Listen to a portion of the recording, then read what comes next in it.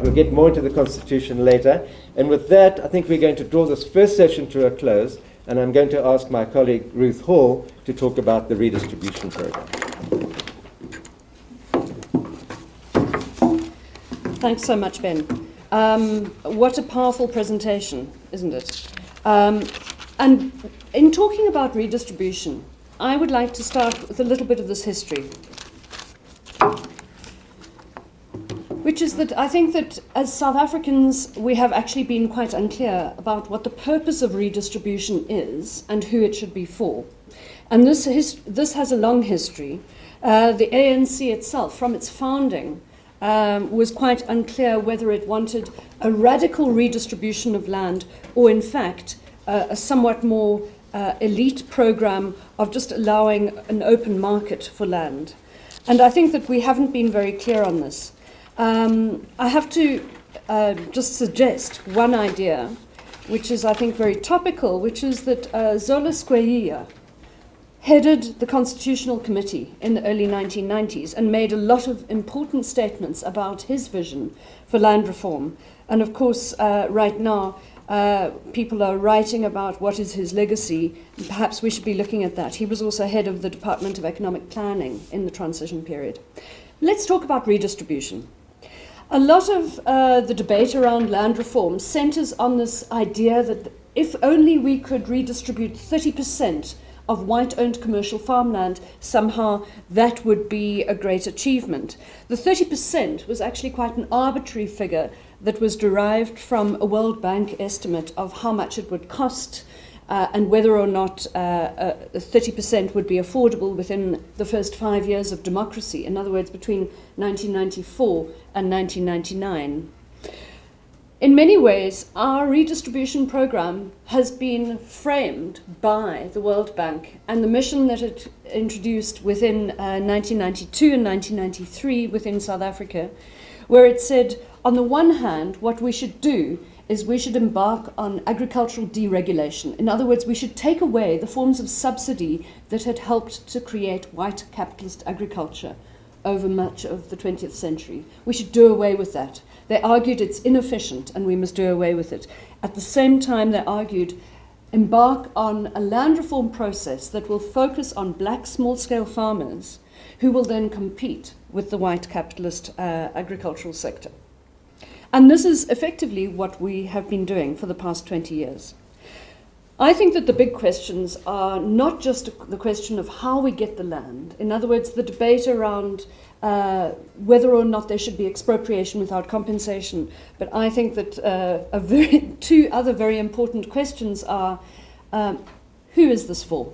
What is the class agenda of a land redistribution program? Are we focusing on poor people who should be getting land? Are we focusing on an emerging commercial farming class? And also, secondly, for what? What are people wanting land for? We have a few very interesting land demand surveys that have been conducted since the mid-1990s. And what they show us is that there is enormous demand for land. The Land and Agricultural Policy Centre, the LAPC, which was the think tank set up by the ANC and the World Bank together in Johannesburg in the early 1990s, did a national survey. And what they found is that there's massive demand for land. Over 85% of that demand for land is for half a hectare or less. So a lot of people are wanting small holdings in rural areas, in peri-urban areas, and right within the cities. On the other hand, we've had a redistribution program that's been quite poorly mismatched with this nature of land demand. We've had a commercial farming redistribution program that's tended to buy whole commercial farms and then ask people to continue with the same types of commercial farming that were underway before. We've really had 3 phases of land redistribution in South Africa, and they can broadly be correlated with the presidencies. Under Mandela, we had what was called a Settlement and Land Acquisition Grant, SLAG, and this was the RDP vision, that we should have smallholders settled onto land. Originally, the idea was that it would be correlated with a housing grant. So either if you were in an urban area, you would get a housing grant. If you were in a rural area, you would get this slag grant. And it would be a very modest 15,000 rand towards buying a farm. And of course, it meant that people had to come together. Second period, under Thabo Mbeki, 1999, 2000 onwards, what we saw is that he said, actually what we want to create is a black commercial farming class. And so we will provide larger grants. So he did away with the means test. It was the end of pro-poor land reform. And he advanced a land reform that would be for those who are going to be commercializing and essentially deracializing the commercial farming sector. And then from 2011 onwards, under President Zuma, we had a new program, the proactive land acquisition strategy. And I want to say this again, just to be very clear. PLAAS, proactive land acquisition strategy, slightly different from the acronym of our department, is the system. It's a new idea that government will buy land, buy farms, and remain the owner of those properties and lease out the land to beneficiaries. And this is actually a very, very significant change. And I think that the media has been quite blind to this significant change. In the past, we had a system of distributing resources, a system of allocating scarce public resources. Now we don't know how is the state making a decision to buy, a 100 million rand farm or a 5 million rand farm or a 1 million rand farm, and give it to whom? There's no system of rationing public resources. And so, of course, the potential for corruption and patronage is self-evident. What have been the outcomes of this program? Overall, compared to the 30% target, about 8% of white-owned commercial farmland has been redistributed, both under the redistribution program and restitution together. But we don't actually have a good grasp of what has been the outcomes. How many people have been moved out of poverty? How many people have actually got land? The state is actually not monitoring these outcomes. In our work within the Eastern Cape, I've worked with my former colleague, Professor Tembela Kepe from the University of Toronto, in one district within the Eastern Cape, and we found three big storylines. The one is, who's benefiting from land reform? It's an urban middle class. It's business people who are using their incomes from urban businesses to invest in rural property. Second storyline is that we're finding that big agribusinesses that have downstream processing companies are actually getting farms from the state and signing up farm workers as beneficiaries, right? And in that way, they are securing access to land for production that helps their downstream industries. A third pattern that we're finding is that sometimes government is buying farms and they're not actually sure who they're buying the farms for. And at the moment that the state buys farms, farm workers lose their jobs. And so farm workers are putting up their hands and saying, well, why can't we become the owners of this land? Why can't we use it for our own purposes? So there are diverse patterns. And I think that this has been very, very weakly covered in the media, and more storylines, more case studies would be great. What are the big news stories on the horizon? I think that one is the 50-50 story. The state has said, the former minister, Gugile Nkwinti, has said that he wants to buy out 50% of farms and give that 50% shareholding to long-term farm workers. Well, is this a massive process of radical redistribution, or is it in fact bailing out white commercial farmers who will still retain their farms? I think that we need to look at some actual cases. There's also something called a one household, 1 hectare policy. We don't know how it's working. The department actually has not been able to give us a policy document. So there's a lot of unclarity around what is the policy direction. Also, there is a bill sitting within Parliament, which is the Regulation of Agricultural Landholdings Bill. And it proposes three things. One is that every owner of agricultural land must self-declare their nationality, race, and gender.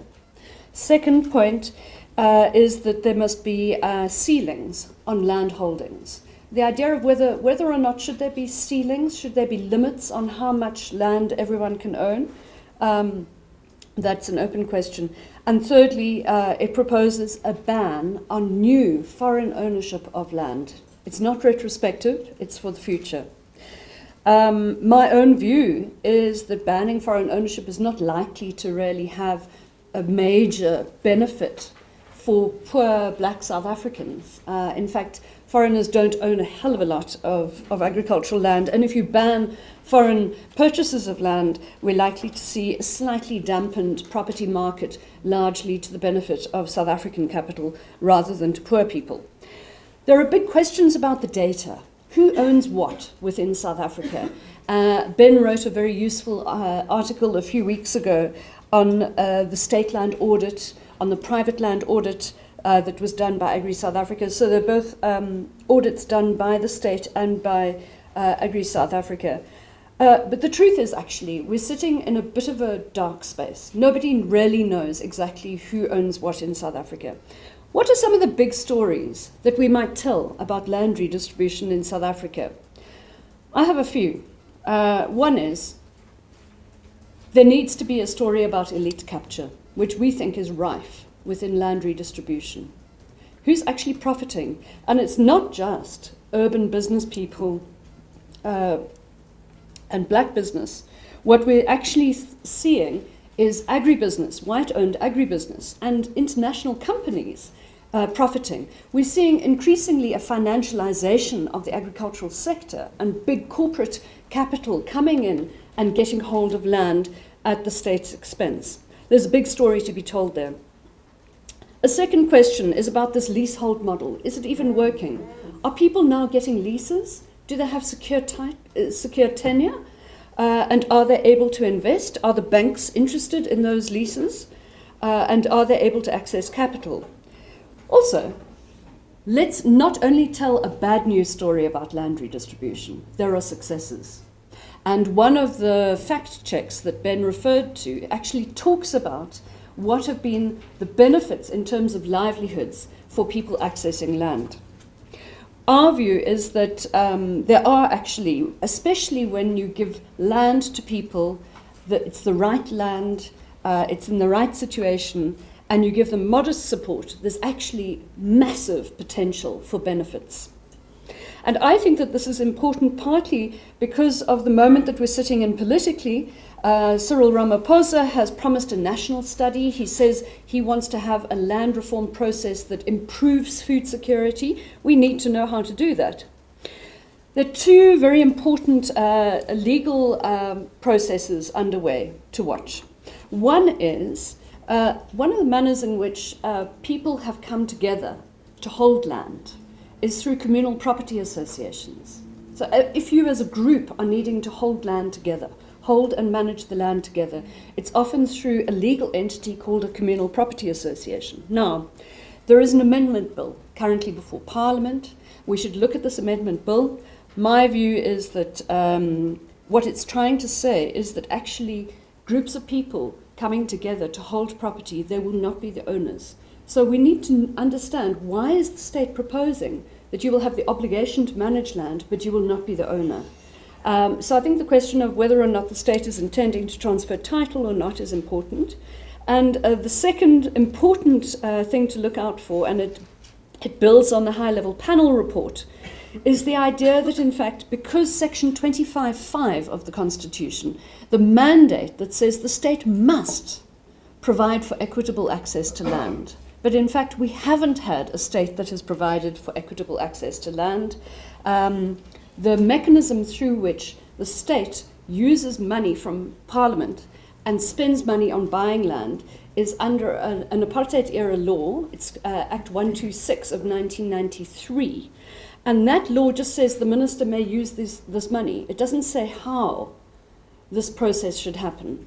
So our big question about Section 25(5) is the state, in fact, using its power to acquire and allocate land in a manner that actually provides for equitable access to land?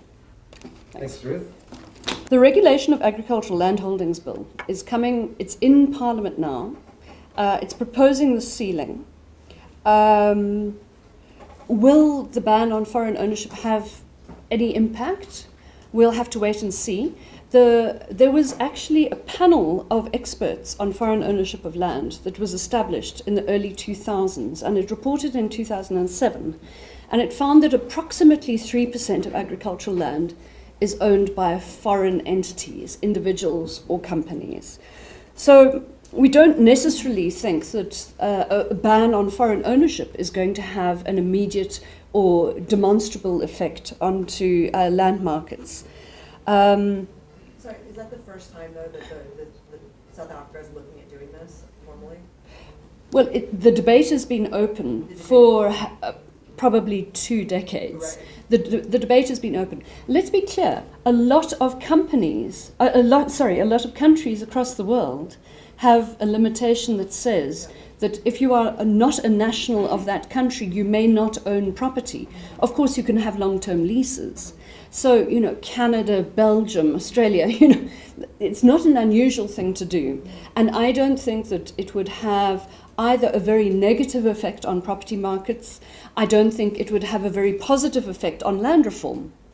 I think that in a way, it's a little bit of a populist rhetoric and red herring from the real issues, which is that South African capital and big South African owners own a lot of property within this country. And so our issue is not going to be resolved by banning foreign ownership of land. In terms of the audits, Ben, do you want to comment? So there have been 2 land audits released recently, well, 3. Government has released 2 reports, one 4 or 5 years ago, and then a more recent one earlier this year. In late last year, Agri-SA, the Farmers Association, released their version of a land audit. Take the Agri-SA version first. We've spoken to the people who did the analysis, we've looked at their data, and we've concluded that it's not reliable. They tried to do an analysis of every transaction in land since 1994. They had to make assumptions about the race of the owners. For example, they did that by looking at surnames. They also made other kinds of assumptions. They said that if land transferred directly from a white landowner to a black landowner, that it was acquired through the market. This is a fallacious assumption because in the land reform program, government provides the money for people to acquire land from a former owner. So most of land reform transactions are registered in the Agri-SA land audit as private market transactions. They conclude that this market works better than the state at transferring land. There's no basis for such a conclusion. They also said that whenever an institution took ownership of land, like a CPA or a trust, this was a land reform transaction. So any transactions where the Ingonyama Trust in KwaZulu-Natal became the owner was said to be a land reform transaction. They are not land reform transactions. So Agri-SA data are, I think, completely unreliable. Government's also gone to the deeds registry. Until now, to date, it is not a requirement that you register the race or nationality or gender, for that matter, of a person acquiring property. So the land audit reveals that in 61% of all rural land ownership, I think it's rural, the owners are institutions of one kind or another. They're companies, they're trusts, they also include a few communal property associations and so on. And there's no way to identify the race or nationality of 61% of landowners. The remaining 39%, 72% of those are white. So I think you need to look at this quite carefully if you're going to quote the audit. Obviously, the majority of the 61% owned by institutions will be white-owned. We know that actually land ownership in South Africa has not been transformed. But you have to be careful about exactly what conclusions you draw. The point of it, I think this whole land audits do not tell you all very much, in fact.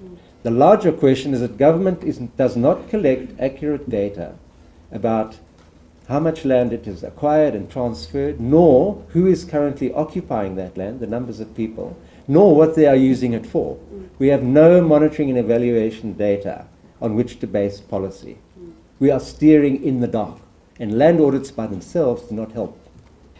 So why did the state shift away from transferring title to having a state acquisition and leasehold model?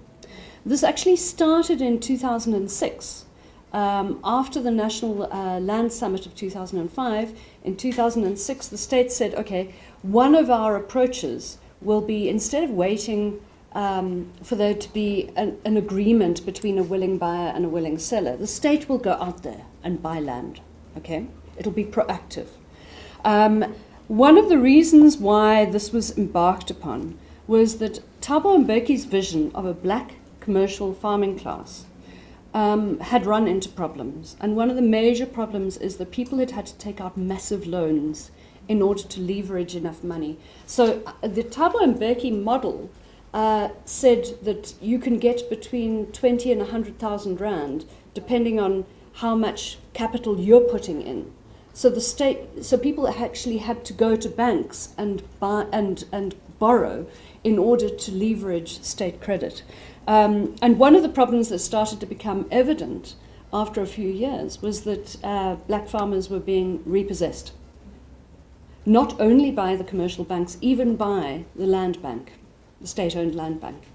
And so one of the reasons for Minister Nkwinti saying the state is not going to transfer, we're going to retain ownership, was to prevent that idea that people would be losing land again through the market. Your question was about this shift over time. Sorry, can you just say it again? Right. Does that point to the absence of legislative framework, or just a disregard of the available legislative framework? So our legislative framework, I think that the difference between redistribution and restitution, for example, is that within redistribution, the state has free hands. The state can decide what properties to acquire, who to give it to, on what terms. And that's what I said about Act 126, an act from 1993, which is, it is empowering, but it doesn't constrain and define what the state must do. Now, the proposal from Kgalema Motlante's high-level panel is that there should be a land reform framework bill, and that land reform framework bill should actually impose duties on the state about how it is going to go about equitable redistribution of land. So I think that we're in a very interesting position right now where Motlante's panel is saying the process of deciding who should get land should be democratized at a district level. And district municipalities should engage with people about who wants land, what do they want it for, what land, where, and then there should be some kind of system of transparency and accountability about who gets allocated the land. We've had a situation up to now where there's been no public scrutiny over these questions. And so the answer is we don't know. We don't know that it's the urban middle class. What I was saying to you is I did a small study in one district of one province, and what we found is this was part of a pattern that we picked up. But I think that the broader question is there is no accountability at a national level. We don't know who is getting the land. We don't know for sure how the decisions are being made about who's getting the land. You would think, and if you go back to the Freedom Charter of 1955, the two big constituencies who should get the land should be shared among those who work it, would be farm workers and people who are already farming in communal areas particularly. And of course, redistribution as an idea, one of the ideas of redistribution was to decongest the former homelands, the Bantustans. To say, okay, people are overcrowded in this area, let's open out access to land. But in fact, do we know who is getting the land? We don't know. Thanks, Ruth. Just to say, to try and answer that question, at PLAAS we've raised money and we're about to embark on a national study of land redistribution to find out who's got the land, how they've got the land, on what terms they are occupying it, and what they're using it for. So in a year and a half's time, we'll be able to report back. The other thing to say is that the draft national framework law for land reform, to meet the requirements of Section 25, as published on Parliament's website, tries to define what equitable access means. And it does that by saying equitable access relates not only to race, but also to poverty and wealth. In other words, class is potentially as well as gender. So in other words, if we have hugely unequal patterns of land ownership, and if we're going to create equitable access, this should be able to define a target. Who should be getting the land? And as Ruth says correctly, who's getting the land and for what purpose?